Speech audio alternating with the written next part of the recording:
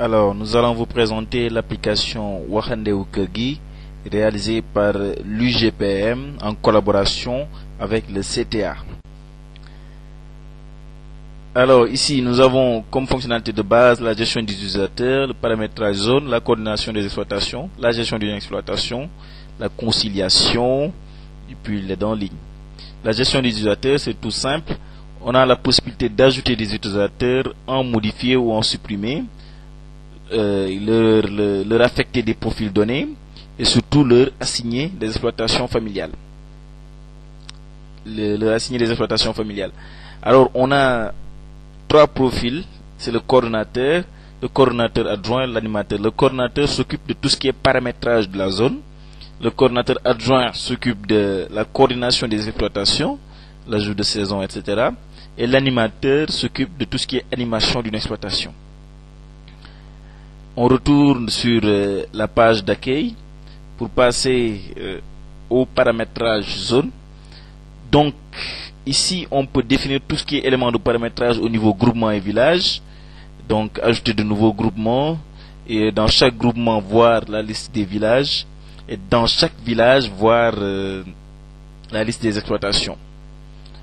Donc, au niveau de identité et activité, là, on a tout ce qui est élément de paramétrage relatif aux activités et à la phase identité.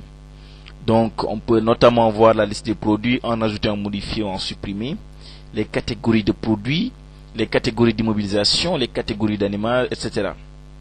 Les mesures. Alors, pour les mesures, on a en fait des mesures pivots et des mesures utilisées.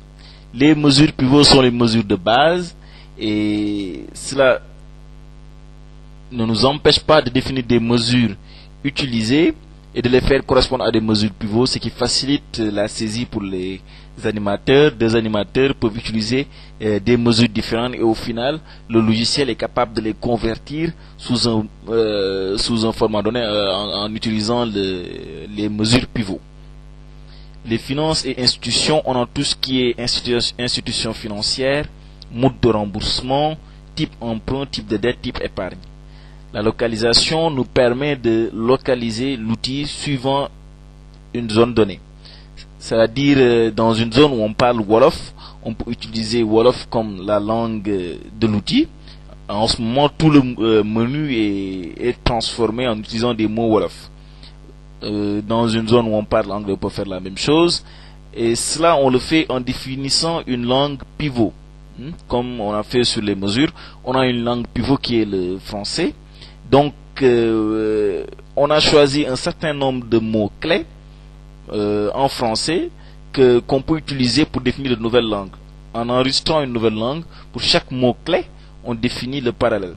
Pour Wolof, par exemple, on peut voir clairement que la traduction de arbre généalogique, c'est Garabou Kër Gi. Alors, on passe aux dates importantes.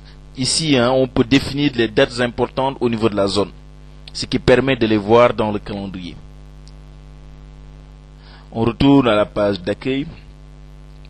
La coordination des exploitations. Pour chaque exploitation, on peut définir ici une nouvelle saison. Une nouvelle saison, c'est une suite phase prévision, phase réalisation. Alors, il y a une saison de base, diagnostic, prévision 1, réalisation 1. Mais à chaque fois, l'utilisateur peut venir ici et ajouter une saison. Alors, la saison en cours est coloriée en beige ici.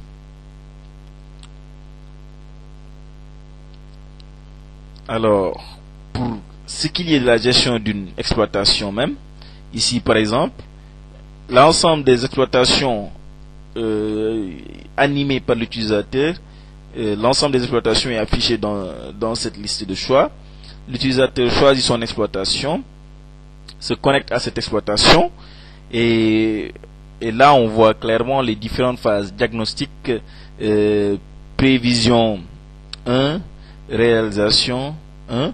Ici parce que la saison en cours c'est la saison 1. Pourquoi on a réalisation 1, prévision 1? Alors dans la phase de diagnostic, on a le dossier identité.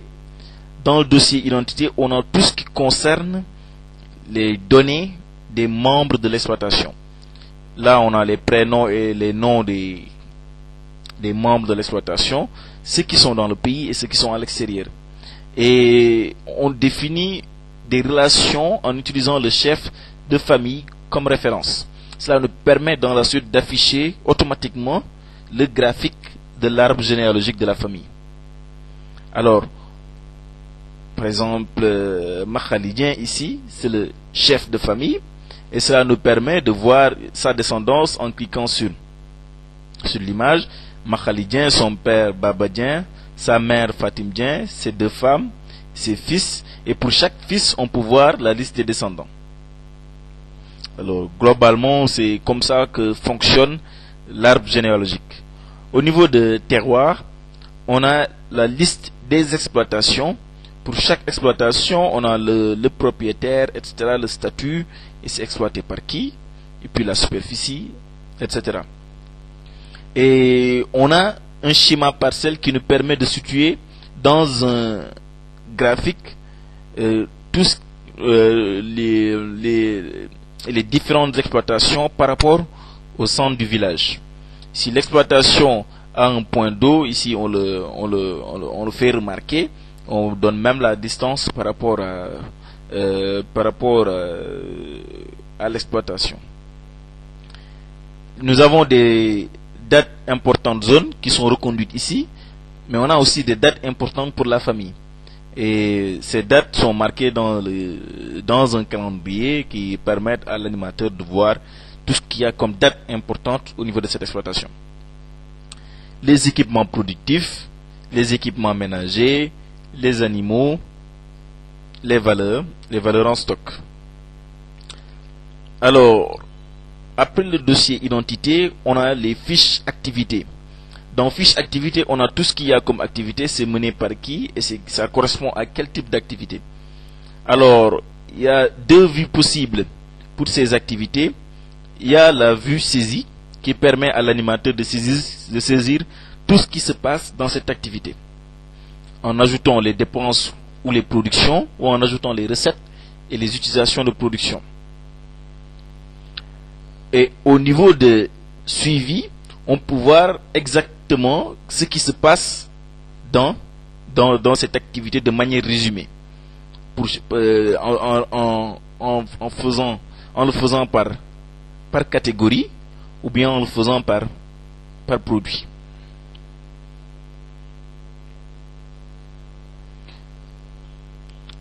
Le plan de trésorerie décrit les mouvements de trésorerie pour chaque rubrique. Ici on a activité, ici on a les consommations, et en cliquant sur une consommation on peut modifier sur un mois la valeur. Et au bout on a le solde de la trésorerie.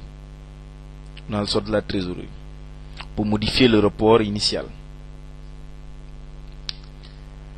Le compte d'exploitation, on peut le voir par activité, ou le compte d'exploitation générale, ou bien voir juste les données relatives à l'autoconsommation. Le compte d'exploitation générale montre ici, on a ici le total des achats liés aux activités, le total des ventes liées aux activités, on a les amortissements, et puis on a les différentes consommations. Et au bout, on a une perte ici de 1 943 666.